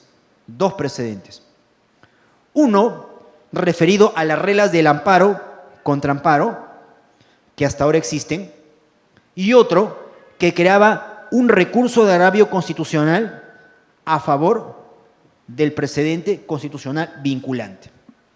¿Correcto? Ambos precedentes fueron creados en aquella época. ¿Qué significaban estas reglas del amparo contra amparo? Que el tribunal se encargaba de sistematizar los supuestos en los cuales procedía cuestionar un proceso constitucional a través de otro proceso constitucional. Eso hasta ahora existe, con algunos pequeños matices. Pero también se creó esto. Y atención con esto. La creación de este precedente desde sus orígenes estuvo precedido de una gran polémica en el ámbito doctrinario. ¿Por qué precedía de una gran polémica? Por lo siguiente. ¿Qué significaba este famoso RAC a favor del precedente constitucional vinculante? Significaba lo siguiente. Decía el tribunal que si una sentencia constitucional estimatoria, ¿no?, era expedida por el Poder Judicial, pero sin embargo esta sentencia constitucional estimatoria violaba algún precedente que haya sido establecido por el tribunal, cabía inmediatamente promover un recurso de agravio constitucional ante el tribunal para cuestionar esa sentencia constitucional estimatoria. Tal vez la intención haya sido buena o mala en el ámbito doctrinario, no lo sé. Pero a mí en lo personal, y siguiendo lo que muchos doctrinarios en su día dijeron, ¿correcto?, me parece de que esta postura era bastante opinable, y les voy a decir por qué. De acuerdo a la Constitución, solamente cabe interponer recurso de agravio constitucional respecto de sentencias constitucionales desestimatorias, es decir, respecto de aquellas que declaran improcedente o infundada una demanda de amparo, de habeas corpus, de habeas data de cumplimiento. No lo digo yo, lo dice la propia Constitución. Es decir, si usted perdió en sede judicial, usted tiene todo el derecho de ir al tribunal vía recurso de agravio constitucional. No está permitido el recurso de agravio constitucional respecto de estimatorias. ¿Cuándo una sentencia es estimatoria? Cuando favorece. ¿Y qué dijo el tribunal en este precedente? Dijo lo contrario, que si una sentencia constitucional estimatoria, es decir, favorable, viola un precedente constitucional vinculante, la parte afectada tenía todo el derecho de acudir directamente ante el tribunal. Bueno, ¿en qué parte de la Constitución eso está permitido? En ninguna parte. Muchos autores, entre ellos quien les habla, ¿no?, consideramos de que esta opción o este precedente era tremendamente polémico y con cierto sesgo inconstitucional. Pero vamos, el tribunal lo había dicho y era su precedente. Y nos gustara o no, había que respetar lo que el tribunal dijera. Y este precedente entró en vigor. Correcto. Pero nació así, con esa polémica. Esto lo estableció, como acabo de decir hace algunos minutos, un pleno de magistrados distinto al que ahora tenemos. Tiempo después, ya a fines del 2007, el tribunal se renovó. Bueno, y hasta la fecha no se ha vuelto a renovar. Correcto. Y tenemos, a partir del 2007 en adelante, otro nuevo grupo de magistrados constitucionales. ¿Qué ocurre cuando normalmente un órgano de justicia es renovado? Vienen nuevos magistrados con un nuevo espíritu de hacer las cosas, supongo que bien, y también con nuevas perspectivas. Y es de derecho que así sea, pues, porque cada quien tiene su propio estilo y cada quien también quiere imponer sus propias directrices doctrinarias, que no está mal. No está obligado a hacer exactamente las cosas del mismo modo o con la misma línea de raciocinio que lo que hicieron anteriores magistrados. Por lo tanto, no es raro de que puedan haber cambios jurisprudenciales. Eso es perfectamente legítimo. ¿Pero qué ocurrió? Que cuando llegó el nuevo pleno de magistrados constitucionales, inmediatamente empezaron a cambiar una serie de líneas jurisprudenciales, lo que en principio no sería nada de raro, pero específicamente se lanzaron contra este precedente. Pero no contra todo el precedente, se lanzaron específicamente contra este. ¿Correcto? Contra este. Y es así que en el año 2009 se expide una sentencia, ¿no? El famoso caso Provías, donde el Tribunal Constitucional decide dejar sin efecto este precedente. Me parece que la sentencia es la 3908-2007, proceso de amparo, pero es una sentencia del 2009, el famoso caso Provías. Bueno, en este caso Provías se deja sin efecto este precedente. ¿Correcto? Muy bien. Y se deja sin efecto, y en tanto y en cuanto se deja sin efecto, este sí se mantiene, yo debería decir, como muchos autores, hay que aplaudir ese cambio de orientación jurisprudencial. Efectivamente, pues, si había quienes en el 2007 mismo decían de que este precedente era polémico y un nuevo pleno de magistrados cambia este precedente y lo deja sin efecto, muchos deberíamos decir, hay que aplaudir. Bueno, yo voy a decir lo que siempre digo en cada vez o en cada oportunidad que comento este mismo tema. Yo no aplaudiría para nada el caso Provías. Y les voy a ser honesto, ¿saben por qué? Porque el caso Provías está plagado de una argumentación realmente deficitaria, realmente polémica. Creo que el cambio de precedente procedía, pero no a la manera como lo hizo el Tribunal Constitucional. ¿Cuáles fueron las razones que utilizó el Tribunal Constitucional para dejar sin efecto este precedente? Las razones las puedo sintetizar en dos, las dos tremendamente polémicas. La primera de ellas, dijo el tribunal en el caso Provías, este precedente de la 4853 fue fruto de una imposición doctrinaria del antiguo pleno jurisdiccional. Dicho de otro modo, fue fruto de un caprichito dogmático del antiguo pleno de magistrados del tribunal, que no conocían derecho. Nosotros, en cambio, sí conocemos derecho, dice el nuevo pleno del tribunal. Bueno, más o menos así va la argumentación, ¿no? Eso no es admisible y aceptable en derecho. Hay que cambiarlo. ¿Correcto? Esto es un error de concepción, ¿no? Totalmente cuestionable, que hay que atacar, que hay que cuestionar. Por lo tanto, siendo un error, siendo fruto de una imposición doctrinaria, siendo fruto de un absurdo, el nuevo pleno de magistrados decide cambiarlo por una nueva perspectiva doctrinaria, que sí es la correcta. Bueno, eso en pocas palabras significa lo siguiente. ¿Sabes? Lo que hiciste tú es porque no conocías derecho. Yo, en cambio, sí conozco derecho. ¿Correcto? En otras palabras, descalificación personal. Eso no lo puede hacer pues ninguna corte de justicia, como ustedes comprenderán, ¿no? Es absurdo que yo diga, porque yo soy recién debutante, recién magistrado, ¿no? Desconozco todo lo que hiciste tú porque tú no sabías nada, yo sí sé bastante. Porque si esa es la lógica, entonces el magistrado del futuro me podría decir lo mismo a mí, pues. Tú tampoco conocías derecho y yo vengo a enmendarte la plana. La descalificación personal no es ningún argumento, ni aquí ni en ninguna parte. Puede o no gustarnos algo, pero no necesitamos descalificar para poder cambiar la línea jurisprudencial. Si el tribunal quería cambiar la línea jurisprudencial, debió hacer otra cosa. Debió demostrar por qué esto era un error y a su turno proponer la nueva alternativa con los propios argumentos que ahora se ofrecen. Eso es argumentar. No coincido con esta postura, yo creo que hay otra posición y te la voy a demostrar. Asunto acabado. Tengo todo el derecho de cambiar jurisprudencialmente, pero no necesito atacar personas para eso. No necesito descalificar doctrinariamente a las personas, porque no va por allí la correcta argumentación. Si así fuese, entonces los magistrados del futuro, los que vengan dentro de poco, el tribunal está por renovarse, también podrían descalificar a los de ahora, literalmente, y mandarlos otra vez a la Facultad de Derecho para que nuevamente reciban clases. Pero esa no es argumentación. Pero fíjense ustedes, miren lo incoherente. ¿Saben ustedes cuál fue la segunda razón? La segunda razón fue esta. Por razones de tiempo, no voy a poder en esta ocasión hablarles de los supuestos para crear un precedente. Pero en doctrina y en jurisprudencia se acepta que hay 6 supuestos para crear un precedente. ¿Correcto? Se dice que para crear un precedente, ¿no es cierto?, ¿no?, pueden darse diversas razones. Jurisprudencia contradictoria, vacíos, ¿no es cierto?, a rellenar, ¿no?, la necesidad de dar interpretaciones adecuadas a interpretaciones erróneas que precedían, ¿no?, la necesidad de unificar la jurisprudencia sobre la base de una sola interpretación. Hay varios supuestos para crear precedentes. No lo vamos a ver eso hoy día, pero sí me permito decir lo siguiente. Hay 6 razones para crear un precedente, 6. La jurisprudencia los establece. ¿Saben qué hizo el tribunal en el caso Provías? Dijo lo siguiente: ninguna de las 6 razones que existen para crear un precedente se ha utilizado para crear este precedente del famoso recurso de agravio constitucional a favor del precedente vinculante. Es decir, este precedente no calza dentro de ninguna de las 6 razones. Por lo tanto, como no cumple con ninguno de los requisitos formales, lo tumbamos. Cosa curiosa, se la tumban por razones formales. Si eso es cierto, también tenían que haberse tumbado este precedente, pues, porque este también nació exactamente de la misma manera. Pero no, a los magistrados nuevos les gustaba este precedente. Y como les gustaba, a este no lo tocaron. Pero como no les gustaba este sí lo tocaron.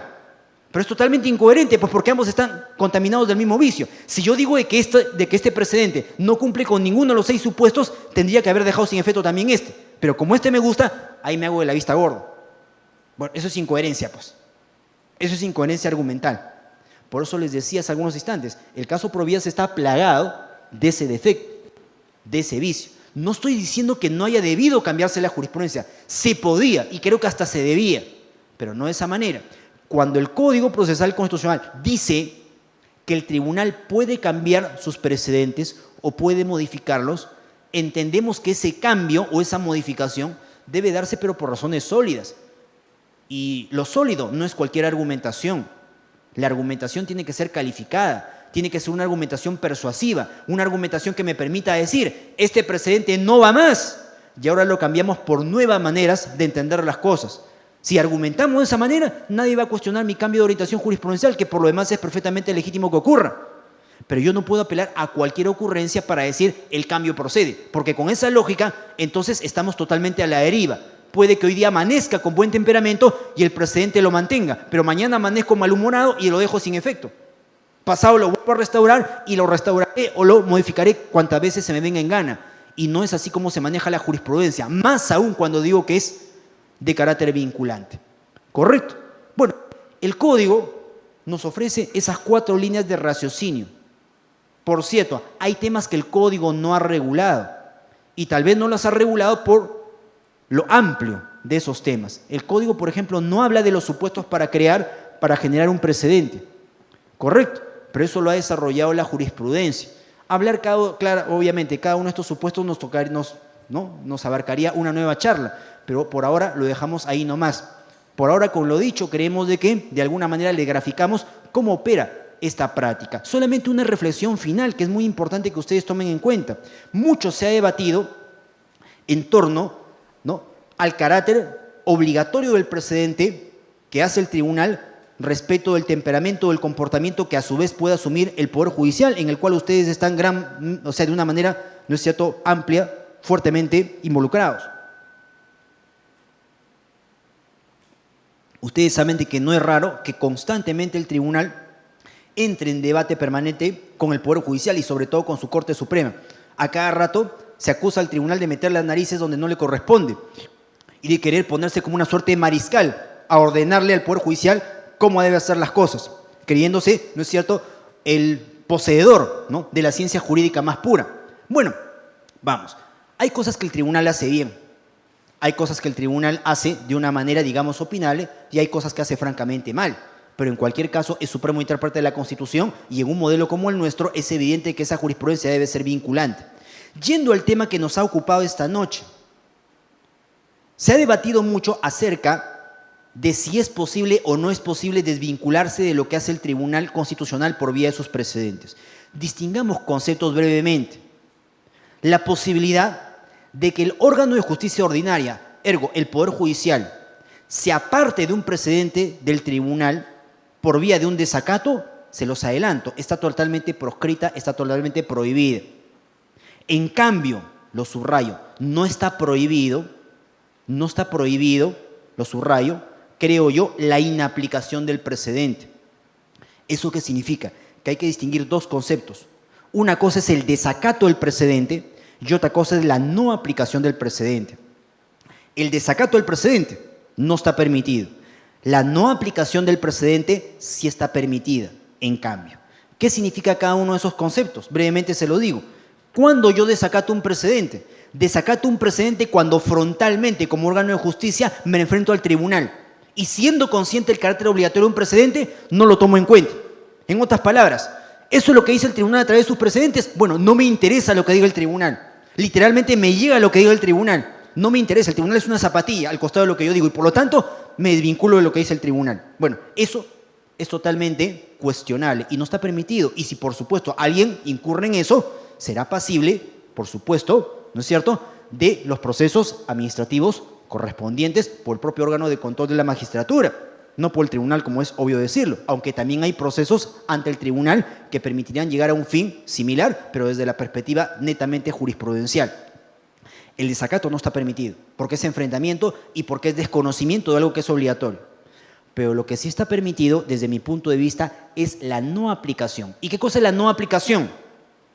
El optar por no darle luz verde a un precedente en tanto y en cuanto ese precedente resulta no pertinente para el caso que uno o que la autoridad de justicia ordinaria conoce. Como les decía más temprano, y lo dije a propósito para que no se les pierda la idea, el precedente nace de un caso determinado. Bueno, lo vuelvo a reiterar, el precedente nace para ser obligatorio en función de un caso determinado. ¿Eso qué significa? Que yo no puedo aplicar el precedente al caso Z, al caso X, al caso Y. ¿Correcto? Solamente la puedo aplicar el precedente con carácter obligatorio a todos los casos C, C1, C2, C3, etc. Pero jamás lo puedo aplicar allí donde no corresponde. No puede haber aplicación indiscriminada del precedente. Por lo tanto, como órgano de administración de justicia, ¿qué me corresponde? Distinguir los supuestos y circunstancias en los cuales voy a aplicar el precedente, lo que significa el examen detenido en mi caso. Si mi caso es igual a aquel que dio lugar al precedente, ahí tengo que aplicar el precedente. Pero si en cambio no es igual, no solamente puedo, sino que debo distinguir. Pero naturalmente, si distingo que mi caso es diferente, debo motivar. Señores, el caso implica un distingo con aquel caso que en su día conoció el tribunal. ¿Eso qué supone? Supone que aquí no es de recibo el precedente que ha creado el tribunal, pero yo tengo que argumentar, tengo que demostrar por qué mi caso es distinto. Si yo demuestro que mi caso es distinto, la no aplicación del precedente no solamente es permitida, es necesaria, diría yo. ¿Correcto? Pero ahí radica justamente la importancia de las cosas, el de que el órgano de justicia ordinaria sepa distinguir los contextos y situaciones donde un precedente va a ser aplicado. Será aplicado donde sea el caso igual, donde sea semejante, pero en cambio no será aplicable y más bien será perfectamente pertinente no aplicar el precedente allí donde hablemos de un caso distinto. En cada oportunidad que un órgano de justicia llega a la conclusión de que su caso es distinto, la no aplicación del precedente siempre aparecerá como una posibilidad en el escenario. Entendiendo las cosas en su real dimensión, se evitan controversias, se evitan conflictos y necesarias discusiones. Bueno, eso era principalmente lo que quería decirles o comentarles esta noche y por mí, ¿no es cierto?, ya quedan, ¿no es cierto?, concluida esta charla. Muchas gracias.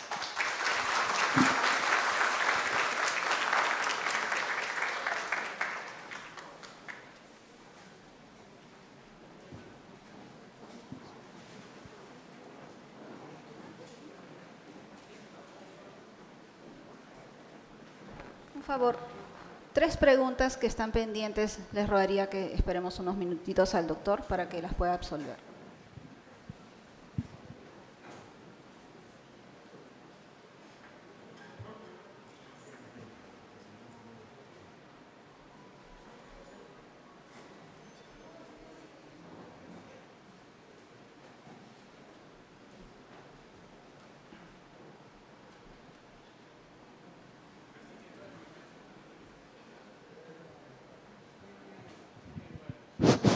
A ver, acá tengo 3 preguntas.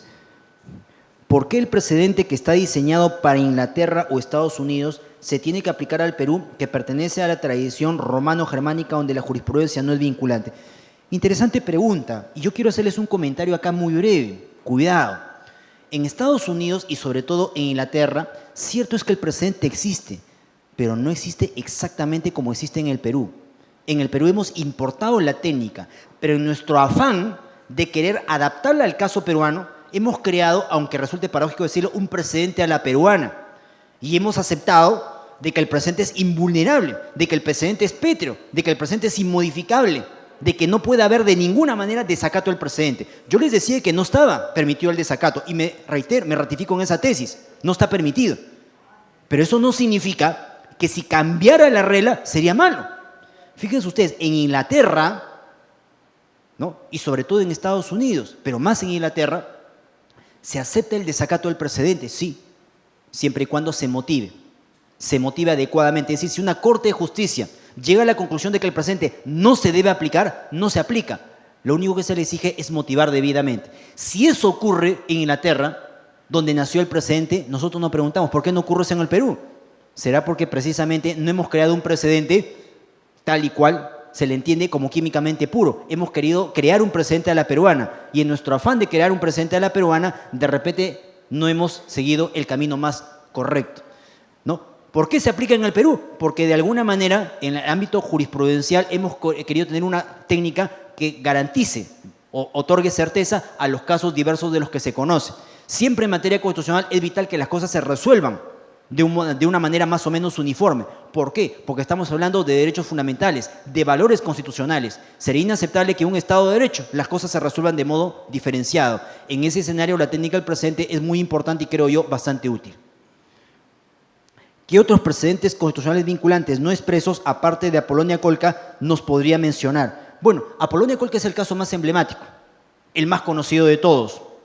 Normalmente cuando el tribunal, ¿no es cierto?, establece criterios jurisprudenciales, no apela tanto a la técnica del precedente, sino a una técnica distinta que aquí no hemos comentado, que está prevista además en el último párrafo del artículo 6 del Código Procesal Constitucional, el de la llamada doctrina o jurisprudencia constitucional vinculante, que es distinta, relativamente hablando. La doctrina jurisprudencial vinculante, lo único que tiene en común con el precedente es que es vinculante, que es obligatoria, pero nace de una manera distinta. La llamada doctrina jurisprudencial vinculante está constituida por un conjunto de criterios, no por reglas, sino por un conjunto de criterios que el Tribunal Constitucional va estableciendo de modo reiterado, de modo uniforme en diversos casos. A diferencia del precedente que nace de un solo caso, la doctrina de jurisprudencia nace de varios casos. Dicho de otro modo, si yo, por ejemplo, quiero saber qué criterios obligatorios tiene el tribunal, se me ocurre pensar en materia de libertad de expresión, ¿qué cosa es lo que voy a hacer? Debo seleccionar las sentencias del tribunal que se pronuncian sobre el tema de la libertad de expresión. Si al leer esas diversas sentencias, se me ocurre pensar 5 o 6, me encuentro con que determinados criterios se repiten, se reiteran, se ratifican, estoy en condiciones de decir que eso es jurisprudencia o doctrina jurisprudencial vinculante y por lo tanto es obligatorio. ¿Correcto? Pero no se trata de reglas, se trata de criterios, de líneas de raciocinio. ¿Son vinculantes? Sí, sí lo son. Son obligatorias. Y prueba de ello es de que el artículo 6 del título preliminar del Código, ¿qué nos dice? Fíjense bien lo que nos dice. Los jueces interpretan y aplican las leyes o toda norma con rango de ley y los reglamentos según los preceptos y principios constitucionales conforme a la interpretación de los mismos que resulten de las resoluciones dictadas por el Tribunal Constitucional. ¿Qué significa esto? Que cuando el Tribunal Constitucional se pronunció interpretando, desarrollando, explicando los contenidos de determinados aspectos constitucionales, derechos, valores, garantías, etcétera, etcétera, ¿correcto? Esa interpretación que hizo el tribunal va a ser obligatoria, ergo vinculante, para todos los jueces y tribunales del país. Ustedes se preguntarán, ¿para qué jueces o tribunales? ¿Solamente para los constitucionales? No, señores, para todos, sean jueces constitucionales, sean jueces penales, sean jueces civiles, sean jueces laborales, sean jueces contenciosos administrativos, no interesa. Las interpretaciones que realiza el tribunal sobre los contenidos constitucionales son obligatorias. son vinculantes. Claro, aquí volvemos otra vez a la famosa polémica. Eso significa que el Poder Judicial está atado de manos cuando el tribunal le dice interpreta las cosas de determinada manera. Bueno, hay quienes dicen eso. Cuidado, esa es la regla. Pero esa regla puede aceptar excepciones. Yo les voy a hablar acá de 3 excepciones, por ejemplo, en las cuales el Poder Judicial no se encontraría obligado a seguir las interpretaciones del tribunal. Primera excepción, no estaría obligado a seguir interpretación del tribunal, como es obvio decirlo, si el tribunal no se ha pronunciado sobre determinado tema constitucional. Es decir, si el tribunal no me ha dicho una sola palabra sobre determinada materia constitucional, yo, Poder Judicial, soy totalmente libre de interpretar la Constitución a mi modo y entender. No hay ningún problema. Y además es útil que así sea. ¿Por qué? Porque hay diversos ítems en los cuales la justicia ordinaria puede trabajar sin necesidad de recibir directrices o indicativos por parte del tribunal. Una segunda excepción. No se aplicaría la doctrina o jurisprudencia del tribunal si, por ejemplo, esa doctrina o jurisprudencia atenta, colisiona o desconoce pronunciamientos de organismos supranacionales. Supongamos de que la jurisprudencia del tribunal es obligatoria, pero resulta que esa jurisprudencia colisiona con temperamentos asumidos por la Corte Interamericana de Derechos Humanos o por el Comité de Derechos Humanos de Naciones Unidas. Bueno, evidentemente por el principio de jerarquías que lo tenemos perfectamente reconocido en materia de derechos humanos, donde las cosas terminan a nivel internacional, a nivel de la justicia internacional, es perfectamente legítimo que una Corte de Justicia se encuentre más vinculado a lo que resuelve un organismo supranacional que a lo que resuelve el propio Tribunal Constitucional, le guste o no le gusta al tribunal. ¿Correcto? Una tercera excepción, y que además la acepta pacíficamente el tribunal. Es muy interesante, aunque hasta la fecha no he visto ningún caso de esos, pero puede darse. Si la interpretación que realiza el Poder Judicial sobre determinada materia constitucional es más progresista, más beneficiosa, más tuitiva que la del tribunal, corresponde que el Poder Judicial opte por la interpretación más beneficiosa, así sea la suya propia, dejando de lado la interpretación del tribunal. Se me ocurre pensar, ¿qué sucede si el tribunal tiene una interpretación restrictiva sobre un tema vinculado, qué sé yo, a la libertad de tránsito? Y de repente la interpretación del Poder Judicial sobre el tema de la libertad de tránsito es mucho más amplia, mucho más beneficiosa, mucho más tuitiva. ¿Cuál de las interpretaciones manda? Manda la del Poder Judicial. ¿Y saben por qué? Porque es más beneficiosa. Y no crean de que esta es una opción doctrinaria, no. La acepta el propio Tribunal Constitucional. En la sentencia 4853, que todavía existe, el mismo tribunal reconoce abiertamente lo siguiente: que el Poder Judicial se encuentra vinculado por aquella interpretación que resulte más favorable, venga de quien venga. ¿Correcto? Y si la suya propia es la más tuitiva, la más beneficiosa, existe perfecta garantía para que el Poder Judicial siga su interpretación y no la del propio Tribunal Constitucional. Detalle a tomar en consideración. O sea, no crean de que es tan cierto eso de que el Poder Judicial tiene que seguir todo lo que dice el tribunal. Normalmente y como regla general sucede, pero pueden haber excepciones, y en la búsqueda de esas excepciones es donde encontramos ciertos desarrollos jurisprudenciales bastante interesantes. Por acá dice: en materia penal, si el imputado apela y el fiscal también lo hace, tiene el ¿qué dice? Tiene el superior, la sala puede aumentar la pena. Bueno, este es un tema que no tiene que ver con precedentes precisamente, este es un tema muy puntual, muy concreto, parece más que nada una consulta, pero igualito, ¿cierto? Igualito, digámoslo así. En aquellos temas en los cuales el Tribunal Constitucional no se haya pronunciado, sea cual sea la materia, sea esta penal, sea esta civil, sea esta laboral, tiene el Poder Judicial toda la posibilidad de poder desarrollar sus propios criterios. Claro, lo justo y lo que sería de esperar es que esos criterios se adopten de manera uniforme, porque lo delicado es cuando las propias Cortes de Justicia, sobre la base del principio de autonomía, resuelven de manera contradictoria. Ahí sí nos encontramos con un problema, porque si dos Cortes superiores, ¿no?, resuelven el mismo problema de una manera diferenciada, ahí tenemos la necesidad más bien de unificar la jurisprudencia. Cuando yo les hablaba de los supuestos para crear un precedente, cuidado, el tribunal es consciente que a veces puede incurrir en contradicciones a través de su propia jurisprudencia. Cuando incurre en contradicciones, y esas contradicciones son clamorosas, es donde definitivamente corresponde establecer un precedente. ¿Para qué? Para zanjar la controversia. Los precedentes, en buena medida, lo que quieren es de que las cosas se resuelvan de una manera compatible con el principio de seguridad jurídica. No es aceptable, ni en materia constitucional, ni por supuesto en otras materias, que la justicia se administre de una manera diferenciada o en función de las personas. La jurisprudencia que es congruente, que es coherente, que es uniforme, es la jurisprudencia que dota de garantías al ciudadano y por supuesto fortalece la lógica de protección de los derechos fundamentales. Bueno, eso en esencia. Muchas gracias, doctor Sáenz, por esta magistral exposición. Quiero agradecer a nombre del doctor José Neira Flores este valioso aporte y por favor les pido un fuerte aplauso para despedir al doctor